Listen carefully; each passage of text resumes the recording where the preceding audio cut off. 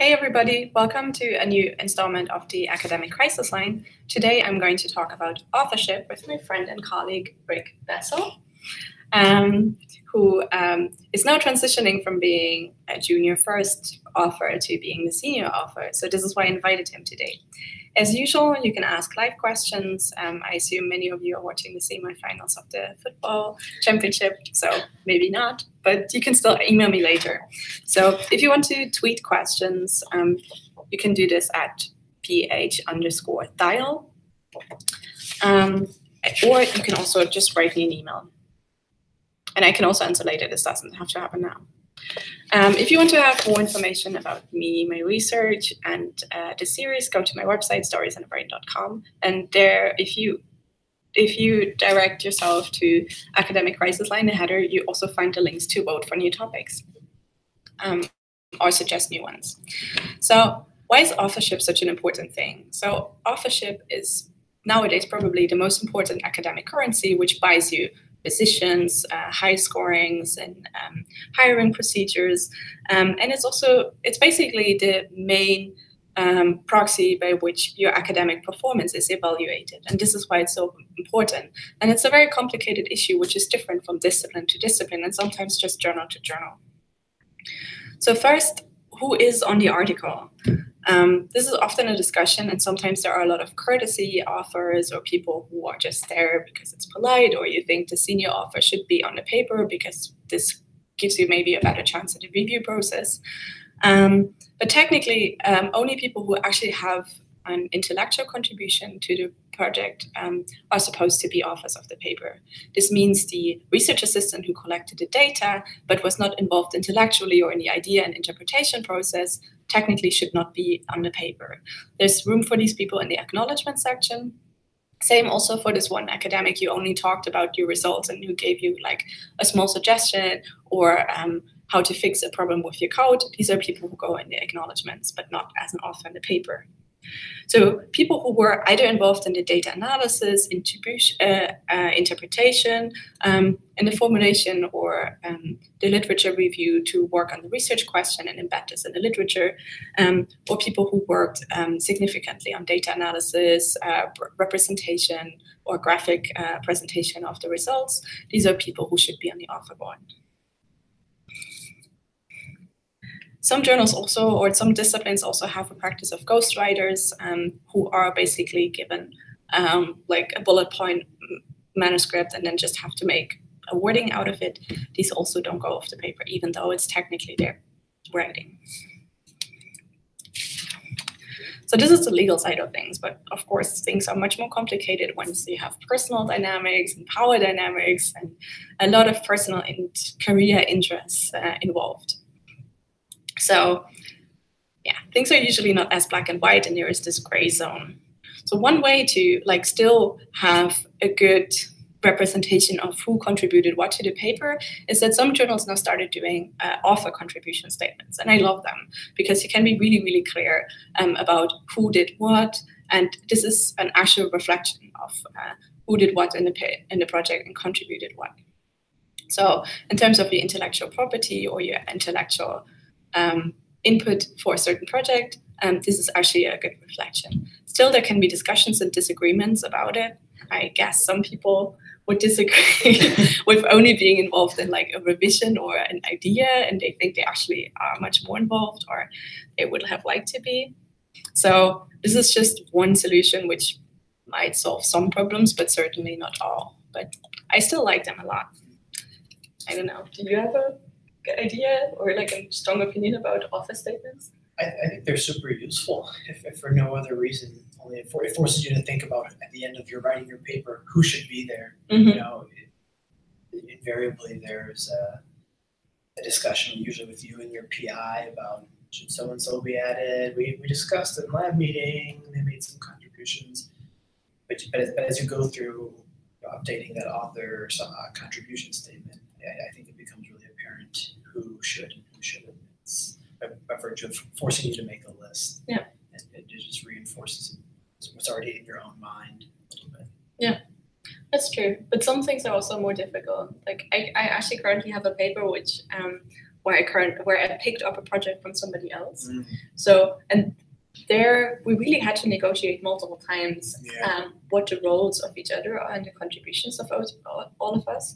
But also, I picked this project up right at the start, and there are people involved whom I never met or talked to, but I have no idea what their actual contribution was at an earlier stage of developing the original idea and working on this. So I just have to trust like all the other authors. Yeah.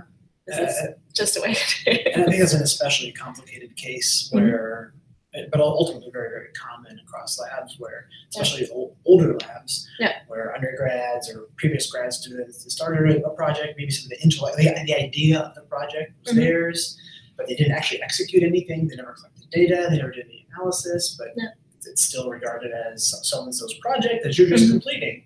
So now how do you deal with that thorny issue of who gets first authorship or something like that? It becomes really complicated really fast. Yeah, agreed. Yeah, it's resolving that is usually lab specific experience. Yeah. I like the idea of like shared first authorship, also shared senior authorship. Yeah. I don't know like how much in reality this actually is weighted in. I heard different interpretations or like different takes on this from different people. Apparently for hiring procedures, this is really something taken into account. Yeah. But at the end of the day, it's still first author et al. When you cite it, right? Although so, I've seen co-first authors rearrange the order on their own CVs to like, so that it would be like author A and B co-first authors, but on this one author B's CV, it goes reverse order so that they appear first. Okay. I've seen people do that. I don't know what the ethical issues associated with that are, but for the citation, you still cite it as it is in the actual print of the paper. Yeah. And I don't think there's a way, like in citation tools, to fill the slots for two first authors, for example. We use a lot of LaTeX to do our citations, and it's definitely not possible there that I'm aware of. Yeah, it's not possible in Mendeley either. Yeah. So I don't know. I think the thought, as much as I like the thought of like co-first authors, co-senior authors, I could envision a world where that gets gamed a little bit, where we're all writing our nature paper. We know it's very good, so all the grad students in the lab now are going to be co-first authors. We're going to call it asterisk or something like that. So I think in a dishonest lab, in a disreputable lab, you could do something like that. But one would hope that doesn't happen. At least. Yeah. So multiple people have reassured me that at least like in the hiring procedures, this is taking into account. But you still have to be shortlisted first, probably, until people look into this deeper. Yeah. So it's usually not apparent. No. Yeah. Well, I mean, you can mark it with like an asterisk or something. Yeah. But like also Unicode. Yeah. Exactly. So exactly. There's difficulties to this. So but we already scratched on this topic how much order actually matters, because it's not only being the author of a paper, but also where you are in the paper, which tells other people who don't have direct insight into the project what your role was, and basically also tells something about the stage of your career and your competence. So for some disciplines, this doesn't matter as much, like in a lot of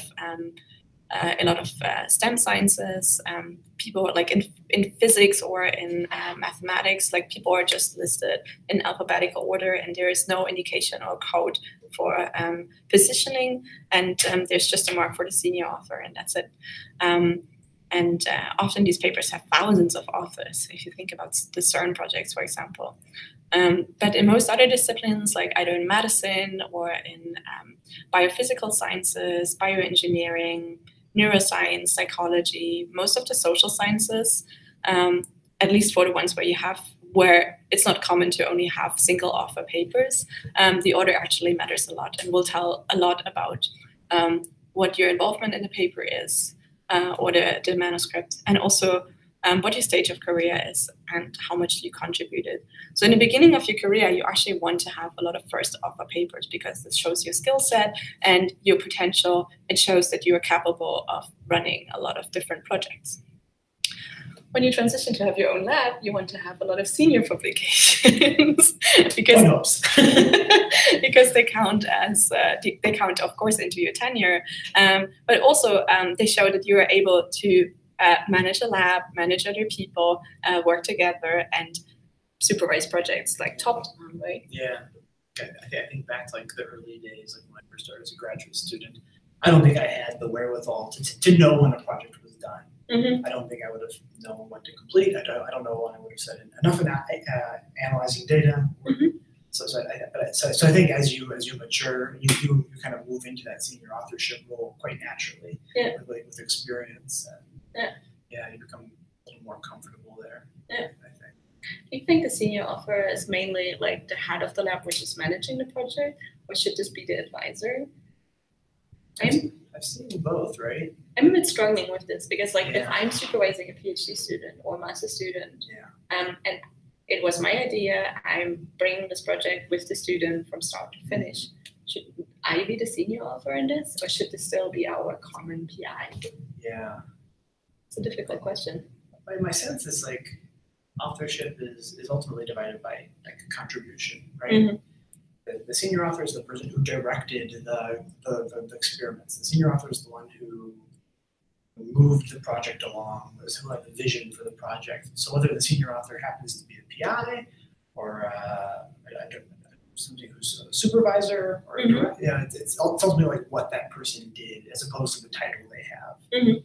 And I think that a lot of times it's the same with the first author too. It's the person who did the bulk of everything. It's the person who maybe helped conceive the project, the person who was ultimately responsible for executing it and certainly writing. And it's those middle authorship roles that are a little more flexible, it feels like. You get somebody who contributed a little code in some important way. Maybe there's some intellectual contribution that otherwise nobody else made. And so I think those middle roles are much more flexible in that context. But is there also a code for the middle roles? Like, does it matter, or do you just list people alphabetically, or in, like, the amount of work they contributed?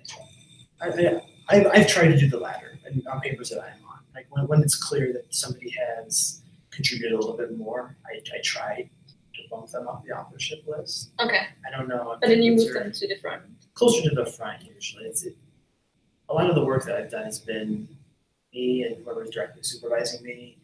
Then oftentimes many different labs, which might be another PI, another grad student, another PI, and a grad student. So it's usually like the grad students and postdocs up front, as close as you can to amount of like the level they contributed, and the PIs in the same kind of order, up to your own supervisor or PI. That's been my experience. I don't know. I so far always did it alphabetically because it was such a difficult decision.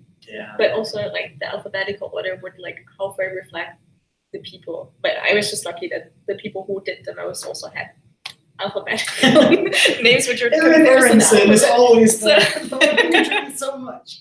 But I think it's actually a good point that just with lab culture, there's a lot of variability in terms of how authorship is allocated. But do you put a certain interpretation on things, like on all the middle office, or does it matter so little that it actually doesn't count at all? That's the question, right? it's like, so if you're interpreting the way I'm doing it, well, those middle authors are in order of contribution, but if in your lab, it would be a different interpretation. Say, it's challenging. There's a joke that one of the postdocs when I was a PhD student used to call the middle authors mariachis. People who, in and of themselves, they can't make the paper. But like with enough of them, you have a full band. I see. So there's kind of like, they're all interchangeable in some sense. And they, I think it's tough. I don't know there's one solution or one privileged interpretation.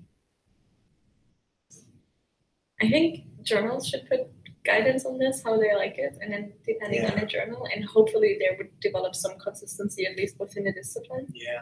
But then also second authorships don't count as much in the first place. So it's probably also not the most urgent pressing issue right now. But you also raised another important point, which is like within a discipline you could have some rules and norms, but a lot of work is becoming really cross-disciplinary. I mean, the way our interaction started from a totally cross-disciplinary world. Like I do science, you do language, and fMRI, and somewhere in between but we're submitting our papers to different journals. So if we put a paper together, how do we decide this? It's not necessarily the same rules, norms, and conventions. This is true. So in a really cross-disciplinary world, some of these roles get even more blurred. Yeah. But I think most disciplines at least agree on the role of the first author, who is usually the one who did the most work and drafted the first version of the manuscript, and the senior author, who's the advisory position and was mentoring the project and made sure the project was carried to end. Established. Yeah, and it's also like, well, it's always nice to have a publication be on the author list. It also means responsibility. So it's not only like just being on a paper is not always a good thing, because some projects are better than others, and some projects get very, very bad publicity. And if you are a co-author, no matter how your involvement is, you share this responsibility. And usually the senior author gets the most glory of a project if it's successful, but also gets the most grief in terms of things going wrong, or worst, if you have a paper retracted. This is then the responsibility of the senior author, much more than the junior author who was guided by this person, even though it of course also leaves a mark or a stain on your CV. So it's something. Just because somebody offers you co-authorship, it's not something you should take lightly. If you just like thought about a project, but you actually have little idea about all the stages and how the data is collected, I personally would be hesitant to accept an authorship because the risk is probably higher than the gain. So yeah, I know it's common, and like sometimes you help data collection or you were there and then somebody offers you co-authorship. But if you actually have no clue about the project and you can't talk about it and you can't actually have something important to say and you don't know the specifics of certain parts of the project, I would rather not do it, because this also might actually pull you down in case things go wrong. And there are plenty of stories on Retraction Watch where you could actually see live examples of this. Yeah, so there's some bad cases out there. Yeah. Not want to be affiliated with. Yeah. So one important thing is avoiding conflict. Yeah. And talk about these things. So as we said, this is the academic currency, which evaluates your work and helps you evaluate people. But this also means that this is a matter of negotiation. So if you think you're treated unfairly, or you should be there or you shouldn't, this is something you need to talk about with your co-authors. And this is really something you also should negotiate. Ideally, not once the project is done, but already in the beginning of a project, where you assign responsibilities and who does what on a project. And this is usually coupled already, and you talk about this to an authorship expectation. Of course, things change throughout the project, and like you need somebody else on board who helps you with a certain thing you can't do, or you have difficulty with something, or somebody unexpectedly quits and can't finish the project, so somebody else takes over. But this always means that you have to renegotiate these roles and responsibilities. And this also should have a consequence for your author order. So at the institute I worked before, I was at Penn, where we had larger groups. We always did this on an institute level, where basically you were presenting the project, and before you hadn't an approved presentation of the project, and your project wasn't approved through these meetings, you didn't have access to funds or research tools, so you couldn't actually book testing labs, and you didn't have a project number for the study. And without this project number, you couldn't even start. So everybody had to go through this, and the project had to be approved. But part of this was also to talk about authorship's involvement and responsibility. So you already had a sort of pre-registered contract of who is writing what. And of course, you can change this in the end, or in case things change. But the expectation is still there that you don't overrule people, or you don't actually treat somebody unfairly.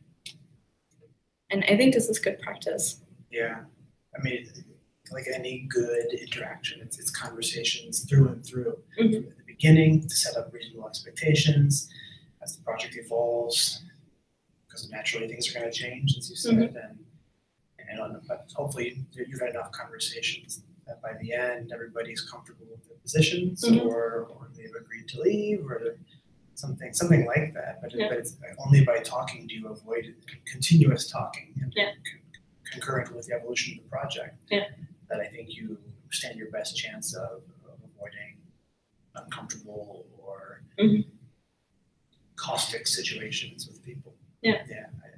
It's all about talking, all about interacting and making sure everybody has their expectations match up with reality, I think. So in the last 20 years, like the number of authors on a paper just went into the ceiling.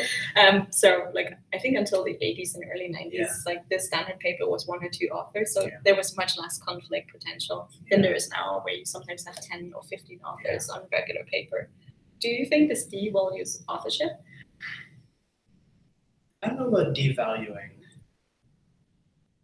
It's a good question. I don't think it devalues maybe the authors who bookend paper, right? It's the senior author and first author still have they're still privileged in my mind in some sense. It's an indication that they've contributed more in some way. But I mean, with consortia, which might mandate, hopefully you can just write the consortia's name as opposed to all of the maybe hundreds of authors. But yeah, I don't know if devalue is the right word, but it dilutes the authorship contribution, right? It's if you think of every paper as being every author on a paper having some share in that paper, by virtue of adding more, there's less shares to go around. Maybe. But I'm not so sure, because often these consortia papers or like these really large projects with a lot of people being involved are also much more work intense than the normal research study you would publish. So, for example, the Human Connectome project, where you also have these really large author lists. So I think with this amount of data, it wouldn't even be possible then to collect it from different centers. And I don't think in this case it would devalue authorship. I mean, of course, I think it actually values the first and last authors even more than in a normal research paper. Also, that they were able to manage such a large project. Right. I see both sides, but I also see the kind of papers associated with the giant consortia, with these big author lists. Generally it's kinds of science that you couldn't do without the help of that consortium, right? Like you mentioned the Human Connectome project. Really before that, there wasn't a lot of massive data sets. It was a lot of n equals 50, 40 fewer subjects. And now with the Human Connectome, you can do the n equals 1,000. Now now there's lots of groups like that. So I see the benefit to it. And it definitely extends the science and facilitates new science. But in terms of like actually allocating authorship, I struggle to it's not obvious to me that it makes everybody involved in that project better in some sense. No, I don't think everybody. I think it actually is, like, I would value the authorship of the senior and the first authors of such a paper more than for normal research skills. Yes. Yeah. But also, like, because they had, like, it's so much skill and so much effort going into coordinating a large-scale project. And all the other authors were basically contributing to a normal type of study. So I wouldn't, like, if there are 16 middle authors, I wouldn't treat them as less input than on a 5-author paper, the 3 middle authors. I don't think, like, it's much, like, I mean, the project is maybe a bit diluted, and, like, it's not, like, one person's intellectual contribution. But I think the type of contribution is very different. It kind of reminds me of like principal components analysis, where you have the first author and senior author are these like 2 orthogonal components. They're definitely always there, but everybody else kind of projects onto some third axis, and they're all interchanged. So maybe it doesn't dilute it. Maybe it's just more variance on the axis that already existed. And these first 2 are still equally important. They're still their own principal components. So maybe that's a really awful analogy, but it's something like that. I don't know. It's funny. Have you ever been on such a large project? I've been on projects with maybe 20 or so authors. A lot of the, like in the cognitive world and in some of the imaging world, a lot of those data sets, they actually don't. Human Connectome, for instance, doesn't mandate authorship. They have some data acknowledgement summary that you need. But they don't demand that they're on the paper. But I think like Abide, maybe, is that the autism data set? I think that they're on.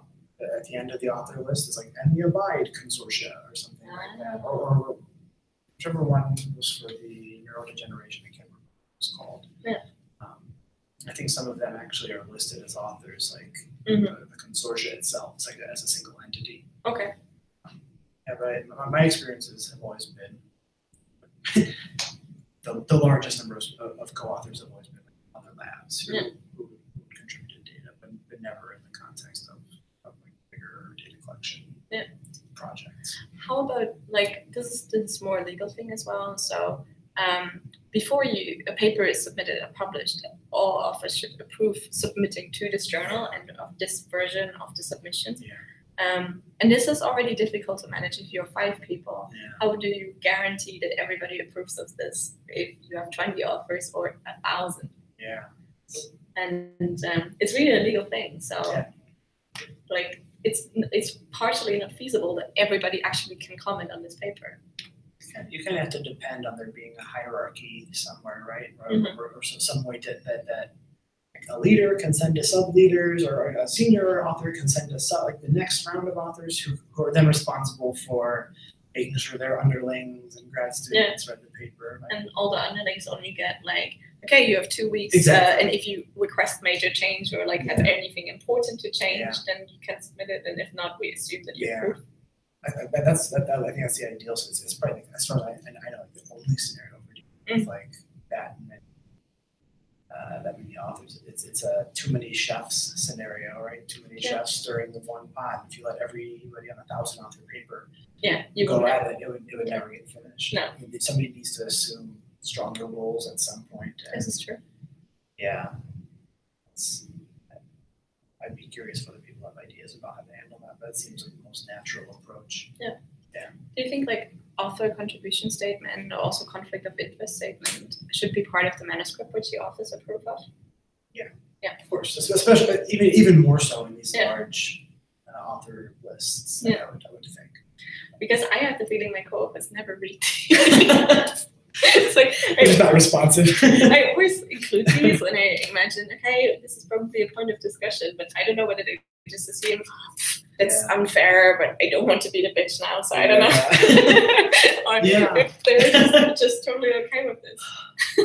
I used to be in that kind of, as a co-author, I used to do that. Like, I don't want to ruffle anybody's feathers. I'll just, unless it's something really egregious, I'm not going to say much. But I was recently told that, like, if somebody's sending a paper to you, it's because they do want it's usually not just to sign off. And if you have a way of making the paper better and contributing, that's what they want ultimately. They're looking for that input. So now I make a habit of, maybe to a fault, pointing out the things that I would change, just so people are getting my input. What they can choose to acknowledge it or not. Yeah. But I want to make sure that people feel like I've contributed something. Yeah. And if you're asking me to be an author, you're special. Yeah. How do you feel about authorship for data sets or code? Yeah, that's the new tough one, right? Especially if somebody's already imagine like somebody publishes a data paper. Imagine if somebody publishes a methods paper. Unless those people are in your lab and they're advising you, why can't you just cite their papers or acknowledge them? Right? If it's a data paper. Somebody put it on scientific data. I borrowed data from this. Yeah. So and so et al. 2018. Yeah. Or we used the method proposed in this Nature Methods paper, and something like. And if you publish a data set, like just by itself, so you don't cite somebody else's data set or like acknowledge that you use it. Yeah. But if you just basically publish a database where people can use the data, then who's the authors? Probably the PI who paid for it and like was supervising it. Yeah, whoever is responsible for funding the data collection and supervising and overseeing it. Yeah. Yeah. But nowadays, I think it's you want to have something citable for your, like if you've collected data, there's a way to get a DOI or a digital object identifier for it, and I think that's pretty straight. I mean, I don't collect a lot of my own data, so I don't know exactly how straightforward this is, but there's lots of OpenFMRI or NeuroVault where you can publish analyzed data, raw data, derivatives of raw data. I think you get a DOI for that, and it's citable then. so anybody who wants to use it can reference your work. Yeah.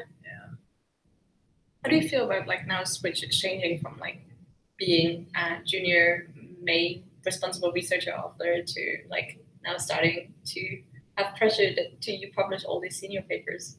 And how does this change your relationship also to like for the papers you're still working on with your previous PI? Yeah. I don't know that it's going to change my relationship so much. I mean, personally, I felt like I've had a lot of things I wanted to accomplish that I simply can't do on my own. So the transition is going to hopefully have students enable me to delegate a little bit. So and I'm happy to assume that management role, just because there's just too much that I am able to do as the first author, as the one responsible for the doing, as opposed to the directing. Yeah. So I'm eager to explore that, and hopefully I'm good at it. I don't know that that's true. But yeah, hopefully. Yeah. Right. I think I said everything which was important to me. I don't know if you have anything there. Yeah. Just again, like the most important thing in my mind is like the conversation. Yeah. All of these difficulties, all of the red flags we talked about, all of the challenges can be, I think, to some extent mitigated and the severity of them lessened if there's conversation happening beginning, through the middle, and like you said, at your old institute that involved a literal formal discussion. Yeah. So that's maybe an extreme position, but one that works. Yeah. And some model like that is useful. And it keeps people from being upset, or helps keep people upset. I think the most important thing is not to assume that your role is taken for granted and that it's clear for everybody else. It's really something where you have to negotiate. It's not something which is optional in order to get the best out for you, but it's really just to be fair and clear and really have an agreement across the board from all authors. This is something you have to talk about, and this is not something you should take lightly. And I know many cases where people were really upset because that wasn't talked about in the beginning, and then they just assumed that they are first off on the paper, but then they were decided not to be. So depending on where you are in your career, you are not in a position to negotiate this. So once it's decided, then it's difficult to change things, and then things get sour and uncomfortable easily. So this is really something to talk about in the beginning, and also to just already decide which responsibilities are connected to which role on the author board.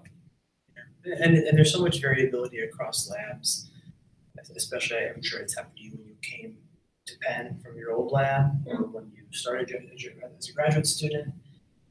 The culture varies, and especially early on, setting up some of those expectations when you do make that transition is even more important, rather than just assuming the way you did it as a grad student is the way everybody does it. The way authorship is allocated from one lab to another is totally different. So I think... I don't think it's so different from here than it was at the MPI and the donors. Okay. So it's fairly similar, but also I think on the first or second week as a graduate student, actually, we had a massive discussion about authorship in our last meeting, and there were huge fights about it. It was a really heated discussion. After this, we implemented very strict rules about this. But also, I was part of a really big lab where there were always between 25 and 45 people. So it's like, if you're only 5 people, it's much easier to discuss these things without strict formalities. But if you're a large lab, then there's no way you can get around that. Yeah, so I think I just started academia seriously with already a total alertness how important these things is, just because this just coincidentally happened right after I started. So okay, you've had good experiences from the beginning, but be worth thinking about. I don't think people have much to add or much to discuss about right now because I haven't received any questions. So I would call this a day. Enjoy the football match and see you in 2 weeks. Thanks, Rex, for joining today. Thanks it was fun talking. Bye.